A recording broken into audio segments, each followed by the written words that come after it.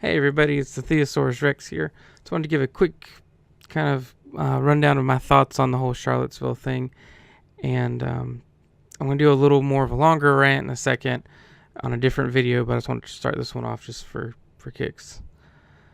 Whether it be white nationalists or black nationalists, what does it matter? Why do we care about that? Well, part of it's because we make race the focus of our identity in many cases. And when we do that, we create a false identity that divides us based on things we can't control.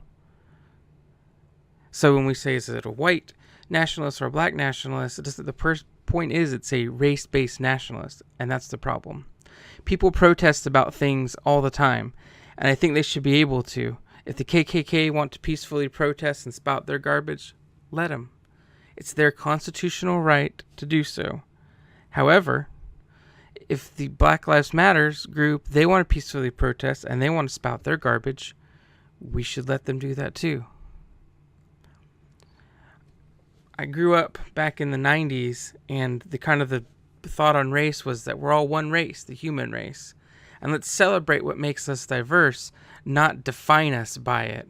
Because when we define us on our differences, then it divides us and it makes us be put into a climate kind of like where we're at right now. Yes, there's evil, and evil will always exist. But it seemed like there was a lot less racial tension when we were more focused on celebrating our diversity and not criticizing others because they don't share the same, diverse traits that we do. Let's make sure we're also being consistent regarding all this. Racism is wrong. All people can be racist. All people can be prejudiced. The whole idea that racism is prejudice plus power to enforce that prejudice is merely an excuse to allow evil from one group to be tolerated. Evil is evil, and it doesn't matter if you act upon that evil or if you have the ability to act upon the evil. What matters is if you do it. If you have the ability and you don't act upon it, that's even better because it shows you have self-control. DC Talk, an awesome group back in the 90s, had a song called Colored People. And in it, the couple things were, the opening line is pretty interesting. It's, pardon me, your epidermis is showing, sir. I couldn't help but note your shade of melanin. I tip my hat to the colorful arrangements because I see the beauty in our tones of our skin. And the chorus ends up going into, we're colored people and we live in a tainted place. We're colored people and they call us the human race. We've got a history so full of mistakes because we're colored people who depend on a holy grace.